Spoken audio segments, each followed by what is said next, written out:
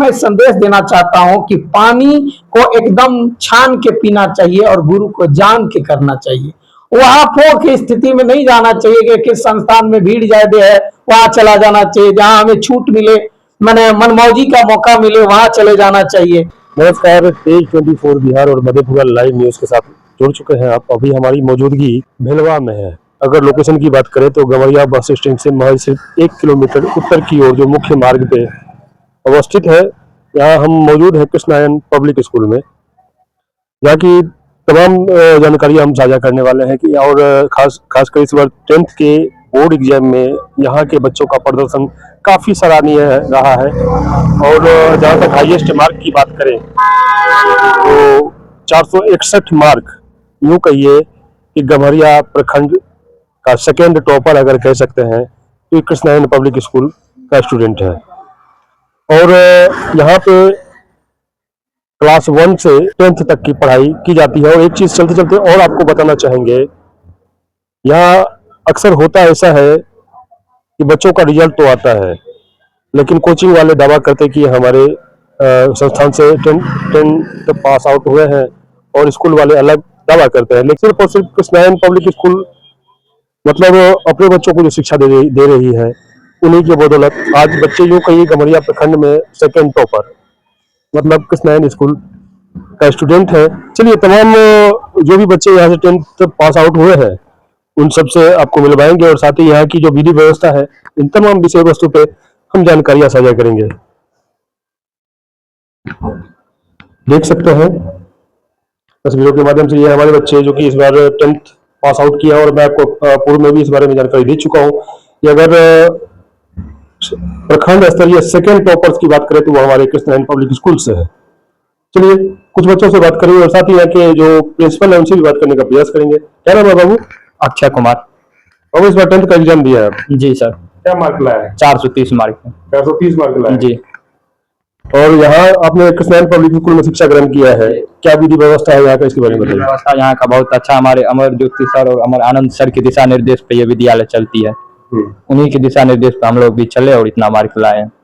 अच्छा बाबू, फ्यूचर में क्या करना चाहेंगे आप? मान लीजिए ये आपका पहला पड़ाव था, आपने 10th पास कर लिया है, आगे क्या करना चाहेंगे? आगे का तैयारी तो अब सर सोच रहे हैं, इसके बाद होगा। अब आगे का तैयारी अभी नहीं सोचे हैं उसमें। चलिए, ये बच्चे अभी फिलहाल भविष्य में क्या करना है इस बारे में कोई ठोस निर्णय नहीं लिया है। क्या नाम है बाबू? आशीष आनंद। क्या मार्क है बाबू आपका? 461। 461 जी। चलिए, ये आशीष कुमार जिसे आप यूँ कह सकते हैं गवैया प्रखंड के सेकेंड टॉपर, क्योंकि अभी तक जो मैंने सुना है उसके हिसाब से 477 मार्क तक मतलब मैंने गवैया प्रखंड के अंदर सुना, लेकिन सेकेंड टॉपर आप इसे कह सकते हैं प्रखंड स्तरीय। ये बच्चा है जिन्होंने कृष्णायन पब्लिक स्कूल में पढ़ के 461 मार्क लाया है। और मैं आपको पुनः भी इससे पहले भी बता चुका हूँ कि कृष्णायन पब्लिक स्कूल में मतलब किसी भी बच्चे को बाहरी कोचिंग लेने की सुविधा नहीं दी जाती है। जो भी पढ़ना है स्कूल के अंदर पढ़ना है, क्योंकि इस बारे में मैं आपको पहले भी बता चुका हूँ कि कोचिंग वाले अलग दावा करते कि हमारे बच्चे हमारे मतलब कोचिंग से पास आउट हुए हैं, और स्कूल वाले अलग दावा करते हैं, लेकिन ये फैसिलिटी ये सुविधा कृष्णायन पब्लिक स्कूल में नहीं है। तो वो क्या कुछ करना चाहेंगे आगे, आपका क्या है मतलब प्लानिंग? यही करना चाहते हैं आगे। अच्छा जी। मतलब इंजीनियरिंग करना चाह रहे हैं? जी। और क्या विधि व्यवस्था मतलब यहाँ का, आपने यहाँ पास आउट किया है 10th का, यहाँ के बारे में कुछ अनुभव को साझा कीजिए। यहाँ का विधि व्यवस्था बहुत ही बेहतर है। यहाँ अनुभव शिक्षकों द्वारा शिक्षा दिया जाता है। अगर बच्चा मन से पढ़े तो अच्छा स्कोर कर सकता है। बच्चा अगर ढंग से पढ़े तो अच्छा स्कोर कर सकता है। अच्छा बाबू, एक चीज बताइए, आप तो 10th पास आउट हो चुके हैं, लेकिन जो बच्चे इस समय 10th की तैयारी कर रहे हैं, क्या मैसेज देना चाहेंगे आप? कोई मैसेज को सर जो बोलते हैं वो होमवर्क सही से करना चाहिए, और लास्ट टाइम में जितना भी प्रीवियस क्वेश्चन होता है उसका रिवाइज करना चाहिए। इससे स्कोर ज्यादा बेहतर होता है। चलिए, ये बच्चे हैं और तमाम बच्चों से तो हम बात नहीं कर पाएंगे। क्या नाम है बाबू? रत्नेश कुमार। क्या मार्क है बाबू आपका? 401। 401 मार्क। जी। क्या करना चाहिए फ्यूचर में? अभी तो हम पॉलिटेक्निक का तैयारी कर रहे हैं, आगे पॉलिटेक्निक की तैयारी करना चाह रहे हैं। चलिए, कुछ बच्चियां हैं हमारे बीच, उनसे भी बात करने का प्रयास करेंगे। क्या नाम है बाबू? मुस्कान कुमारी। क्या मार्क लाया बाबू इस बार? 417। 417 मार्क लाए हैं। आगे मतलब खास करके ग्रामीण क्षेत्रों में मतलब लड़कियों को 10th के बाद थोड़ी दिक्कत हो जाती है पढ़ने में, क्या सोच के रखा है बाबू आपने? आगे सिविल सर्विस। जी, सिविल सर्विस। सिविल सर्विस में जाना चाहेंगे? चलिए, ये बच्ची है, सिविल सर्विस में जाना चाहती है। क्या नाम है बाबू आपका? दीपमाला कुमार। क्या मार्क है आपका? 373। 373। चलिए, फिर भी बहुत अच्छा मार्क है। क्या करना चाहेंगे फ्यूचर में? बीपीएससी के। बीपीएससी।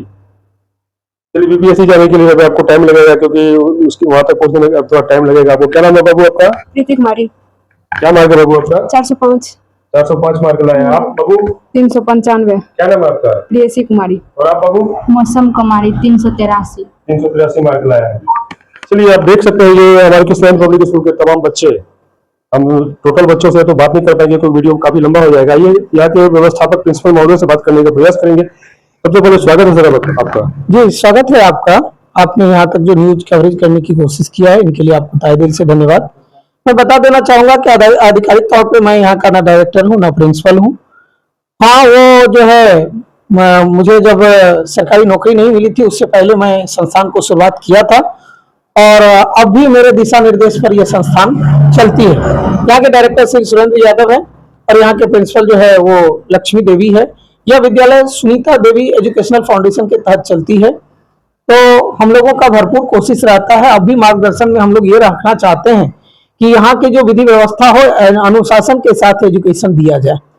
इसी के तौर पे हम लोग अब भी गाइड करते रहते हैं कि ऐसा होना चाहिए। और अभी यहाँ के शिक्षकों को मैं तहे दिल से धन्यवाद देना चाहूंगा, यहाँ के डायरेक्टर, यहाँ के प्रिंसिपल, और जो इस फाउंडेशन के जो भी कोई हैं, वो सारे लोग इसको अभी कर रहे हैं। पिछले बार इस स्कूल का रैंक जो है बहुत ही बेहतर रहा था, इससे भी बेहतर रहा था, जिसमें पूरे स्टेट में या चौथा और 14वां रैंक देने का काम किया था। इस बार थोड़ी सी हम लोग कॉपी पे चैलेंजिंग करने के मूड में हैं, क्योंकि जो मार्क्स दिखाया जा रहा है वो अपेक्षा अनुकूल नहीं है। एक ही साथ दो बच्चे का मार्क्स टकरा रहा है। मुझे ऐसी अंदेशा लग रही है कि कहीं ना कहीं उसमें कुछ हो सकता है कि त्रुटि हुई हो, तो हम लोग चैलेंज करने का कोशिश करेंगे, और तभी ये बात क्लियर हो पाएगा कि यहाँ क्या हुआ है, नहीं हुआ है।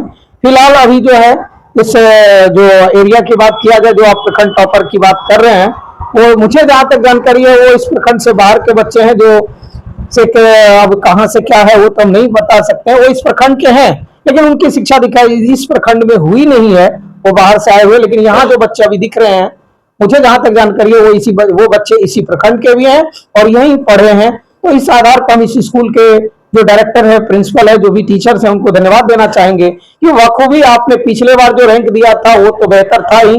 पिछले कई वर्षों से आप नवोदय के भी रिजल्ट दे रहे हैं, सैनिक स्कूल के रिजल्ट दे रहे हैं, सिमुलतल्ला की तैयारी करवा रहे हैं। इसके साथ साथ जो कभी ख्वाबों में इस छोटे जगहों पे देखना मुनासिब नहीं था कि प्रखंड topper, district topper, state topper निकलेंगे, उन सपनों को आप साकार कर रहे हैं। इसके लिए आप सभी को धन्यवाद।